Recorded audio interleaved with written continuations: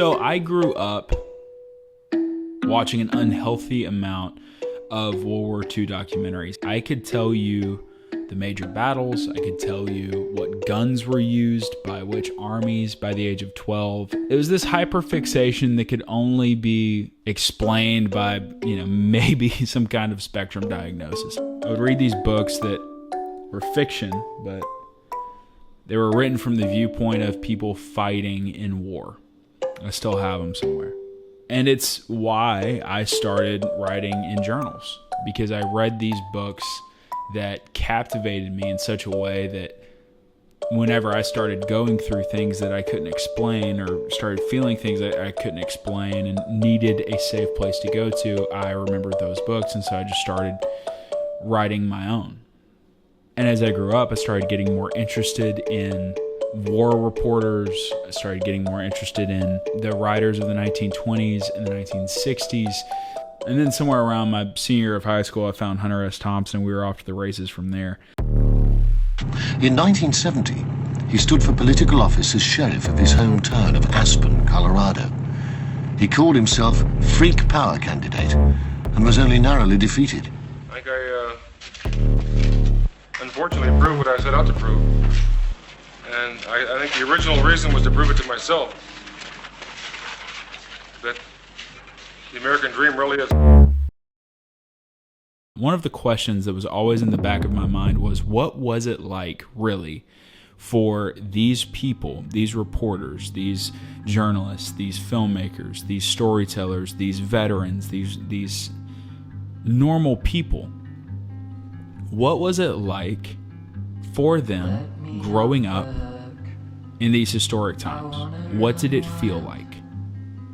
Did they know on December 7th, 1941, as they saw Japanese planes bomb Pearl Harbor, did they know that they were living in world-changing historic moments? Did they know on November 22nd, 1963, when JFK was shot, did they know that that was going to be a moment where history changed, history was made, history was shifted? Or did it feel like another day on the news? Did it feel like scrolling TikTok and seeing a political commentator get his throat opened up by a sniper's bullet? Did it feel like waking up and opening social media, and before your brain even registers what day it is, you're seeing bombs fall in a country you've never been to, and everyone screaming in a language you don't understand?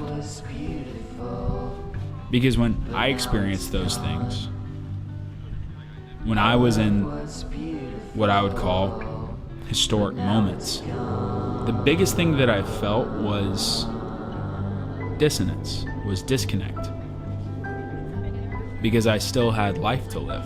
I still had to get up and go to work. I still had to finish out my workday. I had dinner with my wife. I called my parents. Nothing changed.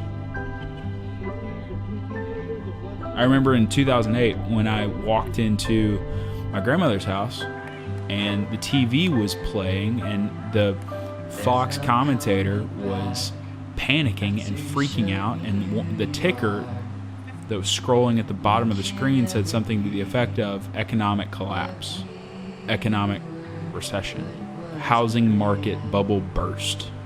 I remember my parents talking about it with my grandmother. I remember the hushed tones. I remember the fear. And I remember the powerlessness, because I was a kid and I couldn't do anything. But now I'm an adult, and it seems like we're stepping into right, wrong, or indifferently another forever war.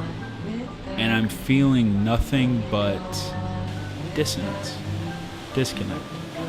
But if I could go back and I could tell that kid who was wondering what someone does whenever history is happening all around you, I never thought that the answer would be as simple as the next day I got up and I went to work, because the world keeps spinning.